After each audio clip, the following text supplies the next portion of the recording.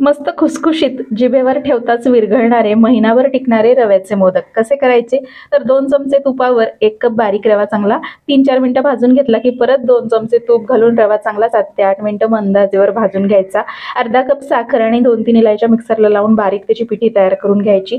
रवा छान भाजून घेतला की गॅस बंद करून पिठी, साखर आणि मिल्क पावडर घालायची. परत 1 चमचा तूप घालून व्यवस्थित ते दाबून 10 मिनिटांसाठी ठेवायचं आहे. 10 मिनिटांनंतर छान वाफ बसते तरी देखील रवा खाताना करकर लागतो, म्हणून मिक्सरला अगदी 1-2 मिनिटं फिरवून घेतला की तूप रिलीज होतं आणि हे मिश्रण चांगलं ओलसर अगदी खव्याप्रमाणे तयार होतं. शेवटी परत 1 चमचाभर तूप घालायचे, व्यवस्थित मिक्स करायचंय, सुकामेवा घालायचा आणि साच्याच्या साहाय्याने हे मोदक तयार करून घ्यायचे. साच्याला सुरुवातीला तूप लावून घ्यायचे आणि साच्यामध्ये मिश्रण व्यवस्थित दाबून भरायचं, म्हणजे मोदक सुंदर असा तयार होतो, तुटत नाही. आणि बघू शकता खालच्या दिशेने मोदक ओढून घ्यायचा. अशा पद्धतीने तुम्ही मोदक बनवू शकता. आवडीने सजवा. बाप्पांसाठी